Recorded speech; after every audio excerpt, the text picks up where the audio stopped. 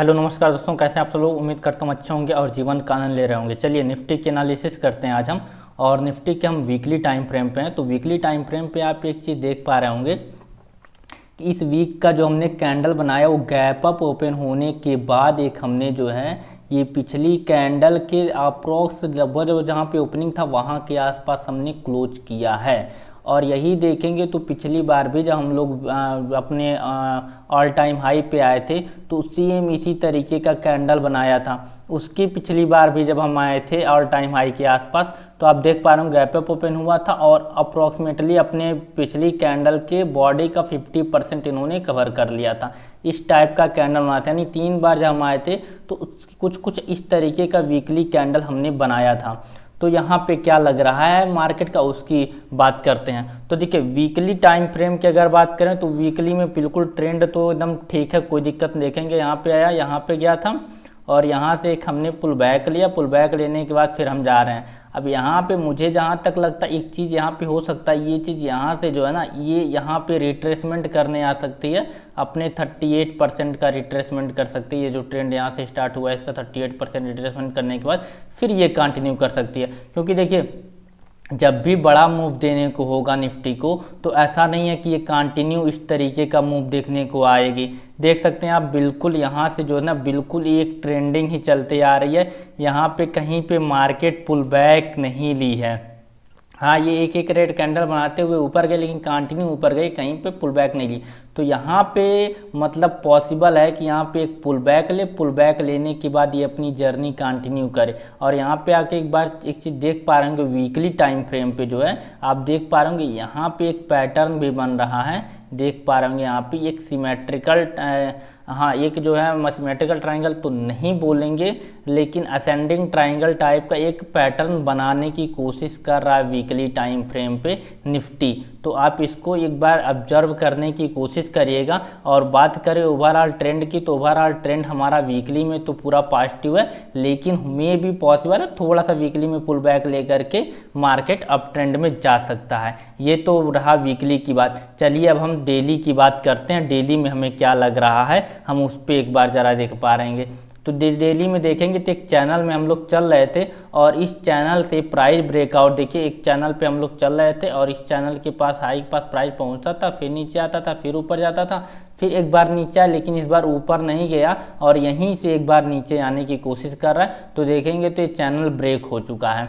लेकिन channel break होने का मतलब ये नहीं है कि आप तुरंत यहाँ पे पुट ले लीजिए, उसके लिए भी मैं आगे बात बता रहा हूँ आपको कल की डेट में कैसे क्या करने। ये है बड़े टाइम फ्रेम की एनालिसिस, ताकि आने वाले समय में आप किस तरीके के एज्यूम करके मार्केट को चल सकते हैं उसकी मैं एनालिसिस कर रहा हूँ, ठीक है ना। फिर अब चलते हैं हम लोग 1 आवर की टाइम फ्रेम पे। तो 1 आवर की टाइम फ्रेम पे आपको बहुत सारी चीज़ें क्लियर होंगी। तो देखेंगे 1 आवर के टाइम फ्रेम पे हम इस चैनल को ब्रेक तो कर दिए हैं, लेकिन ब्रेक करने के बाद यहाँ से एक बार प्राइस जो है पुल बैक ली है। यहाँ से एक बार मतलब यहाँ पे बायर्स आए हैं, बायर्स आने के बाद फिर यहीं पे प्राइस आ रही है। तो अब यहाँ पे देखिए दो पॉसिबिलिटी है, या फिर यहाँ से हम नीचे आ सकते हैं या फिर यहाँ से हम जो है एक ये डब्लू पैटर्न बना करके ये वापस भी जा सकते हैं। दोनों पॉसिबिलिटीज़ हैं। तो चलिए कल की बात करते हैं, कल हम मार्केट में किस तरीके से इस ट्रेड को देख सकते हैं और कैसे हम ट्रेड करें, हमारा लेवल क्या होने वाला है। तो सबसे पहले बात तो हम इसको जो है हाइड कर देते हैं। यहाँ से हम इसको हाइड कर दिए। अब हाइड करने के बाद आप एक चीज़ देख पा रहे होंगे कि 1 आवर के टाइम फ्रेम पे बात कर रहा हूँ मैं। इस ट्रेंड लाइन जो था ना, ये ट्रेंड लाइन, तो इस ट्रेंड लाइन के आसपास जब हमारी प्राइस आती थी तो एक नया हाई बनाती थी। देख पाएंगे एक नया हाई बनाते हुए हम लोग आ रहे थे। लेकिन पहली बार हुआ है कि यहाँ पे प्राइस तो आया, आने के बाद इसके नीचे क्लोज किया लेकिन फॉलोअप कैंडल कोई भी नहीं मिला, तो यहीं पे प्राइस होल्ड कर रहा है। तो होल्ड करने का मतलब दो चीज़ें हो सकती हैं, या फिर हाल यहाँ पे देखेंगे तो काफ़ी एक बाइंग जोन एरिया भी यहीं पे है आपका, काफ़ी एक क्रूशियल बाइंग जोन एरिया है। तो चलिए हम आप 15 मिनट टाइम फ्रेम पे शिफ्ट होते हैं, तो वहाँ पे कई सारी चीज़ें हमारी क्लियर होंगी। तो 15 मिनट की टाइम फ्रेम पे हम आ गए।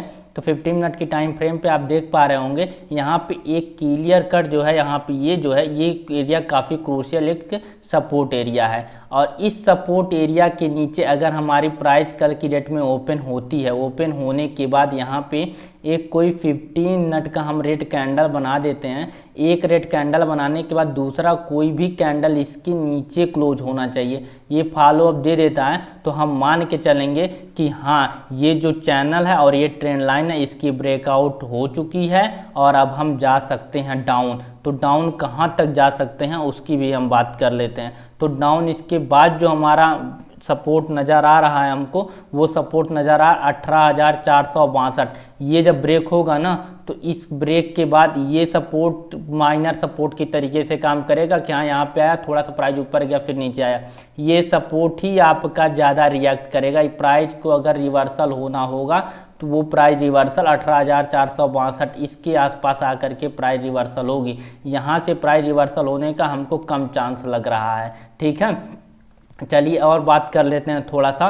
तो उसके बाद भी अगर 18,462 भी ब्रेक होगा तो हम लोग इसी वीक जो है देख सकते हैं 18,211 से लेकर के 18,089 इस बीच में हमको ये प्राइस देखने को मिलेगा। यहाँ से एक रिवर्सल का हमको पॉसिबल चांसेस लगेगा। ठीक है ना, फिर हम आगे बात करते हैं। अगर मान लेते हैं कल की डेट में हमने गैप अप ओपन कर दिया और गैप अप ओपन होने के बाद अगर में भी पॉसिबल है कि ये एक डब्लू पैटर्न बनाने की हम कोशिश कर, देखिए मार प्राइस नीचे आया फिर ऊपर गया फिर नीचे आया और यहाँ से एक डब्लू पैटर्न बना करके हम एक अपने ट्रेंड को रिज्यूम कर सकते हैं। तो इस पे भी नज़र बना के रखेंगे। देखिए मार्केट होता क्या ना कभी कभी कि मार्केट ऐसा निगेटिव बनता है लेकिन अगले दिन मार्केट गैप अप ओपन हो जाता है और जब गैप अप ओपन हो जाता है, गैप अप ओपन होकर पूरा वो ट्रेंड ही चेंज कर देता है फिर। तो यहाँ पे एक बार नज़र रखिएगा, गैप अप ओपन हुआ तो हम अप साइड की ट्रेड प्लान करेंगे। अगर ये गैप अप ओपन हुआ इसके ऊपर गया जो कि है 18,730-40 का एरिया है, इससे ऊपर अगर निकलता है तो हम अप साइड का ट्रेड प्लान करेंगे। अगर गैप डाउन कहीं में भी पॉसिबल है 18,640 के नीचे कहीं अगर गैप डाउन ओपन होता है और गैप डाउन ओपन होने के बाद प्राइस सस्टेन करती है डाउन साइड में तो हम नीचे डाउन साइड की ट्रेड देखने की कोशिश करेंगे।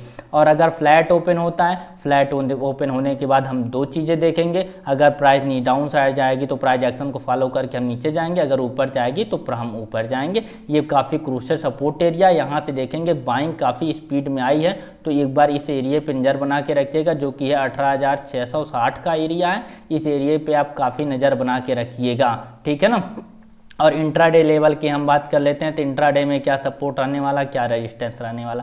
देखिए इंट्राडे लेवल में बात करें तो पहले बात तो सपोर्ट रेजिस्टेंस जो है मैं लेवल बता देता हूं। लेवल है पहला 18,750 का रेजिस्टेंस होने वाला है। सपोर्ट ये है ही 18,640 का एरिया सपोर्ट है ही। और दूसरा सपोर्ट होने वाला है 18,550 का एक सपोर्ट होने वाला है। तो ये रहा मेरा निफ्टी के एनालिसिस। तो चलिए अब हम बैंक निफ्टी के एनालिसिस करते हैं। तो बैंक निफ्टी में देखिए, बैंक निफ्टी तो हमको एक स्ट्रांग ही लग रहा है। बैंक निफ्टी तो कुछ निगेटिव अभी हुआ नहीं है। चलिए एक बार हम बात कर लेते हैं बैंक निफ्टी का। तो देख पाएंगे ये जो जोन है ना, इसी जोन के ही अंतर्गत हम लोग चल रहे हैं। तो इस जोन में कुछ भी बताने लायक है ही नहीं कि इस जोन में हम क्या ही आप लोगों को बताएं। ये बिल्कुल ऊपर जा रहे हैं, नीचे जा रहे हैं, ऊपर जा रहे हैं, नीचे जा रहे हैं, ऊपर हम ब्रेक कर पा रहे हैं, नीचे ब्रेक कर पा रहे हैं। बस एक चीज़ आप जो ध्यान में रखिएगा, ये जो हमारा जोन एरिया है ना, ये एरिया जो है, ये एरिया, इस एरिया में काफ़ी पॉसिबिलिटी जब भी प्राइस आ रहा है तो एक काफ़ी ऊपर तक प्राइस जा रहा है। तो एक बार देखिएगा कि इस एरिया में यहाँ से प्राइस तो गया लेकिन प्रीवियस हाई के ऊपर प्राइस नहीं जा पाया। तो में भी पॉसिबल है अगर इसको ब्रेक डाउन करे और फिर यहाँ पे आकर जब तक ये 43,000, मैं लेवल बता रहा हूँ आपको, एक सेकेंड वेट करिए, जब तक ये 43,400 के नीचे क्लोज नहीं कर देगा ना 1 आवर की कैंडल और उसके बाद एक कैंडल दो कैंडल और सस्टेन करे, तब तक हम इसको ब्रेक डाउन नहीं मानेंगे। और जब ये ब्रेक डाउन होगा तो पहला टारगेट निकल के आएगा 42,483 का, 42,843 का। दूसरा लेवल निकल के आएगा 41,985 का। तो इस लेवल पे आप एक नज़र बना के रखे रहिए। ठीक है ना, और ऊपर साइड देखेंगे तो ये ट्रेंड लाइन भी है, तो इस ट्रेंड लाइन के भी ऊपर नज़र बना के रखे रहिए। जिस साइड ब्रेकआउट ब्रेकडाउन करेगा उस साइड में आप ट्रेड प्लान करिएगा। इसका अगर रेजिस्टेंस की बात करें तो रेजिस्टेंस आपका ये लेवल होने वाला है, एक सेकेंड मैं बता देता हूँ लेवल। तो चलिए इसका रेजिस्टेंस फर्स्ट है 43,811 का रेजिस्टेंस आने वाला। सेकंड है इसका रेजिस्टेंस 43,959, मोटी मोटा मान चाहिए 44,000 का। सपोर्ट की बात, सपोर्ट वही है 43,400, 420 से लेकर के ये 460-70 का जो एरिया है काफ़ी क्रूशियल सपोर्ट का एरिया। और ये माइनर सपोर्ट थोड़ा सा हो सकता है, ये प्रीवियस डे का ये लो यहाँ पे देखेंगे तो यहाँ पे भी थोड़ा सपोर्ट का एक काम कर सकता है। ठीक है ना, और बाकी ये ट्रेंड लाइन आ रहा है तो हो सकता है यहाँ से ये गया, यहाँ से फिर नीचे आए, फिर यहाँ से सपोर्ट लेने के बाद फिर एक बार ऊपर जाने की कोशिश करें। तो ये डब्लू पैटर्न भी बना सकता है, डब्लू पैटर्न बना करके कि यहाँ तक ट्रेड आपको मिल सकता है, ठीक है ना। तो कैसी रही हमारी निफ्टी और बैंक निफ्टी की एनालिसिस आप कमेंट बॉक्स में कमेंट कर सकते हैं। Thanks for watching.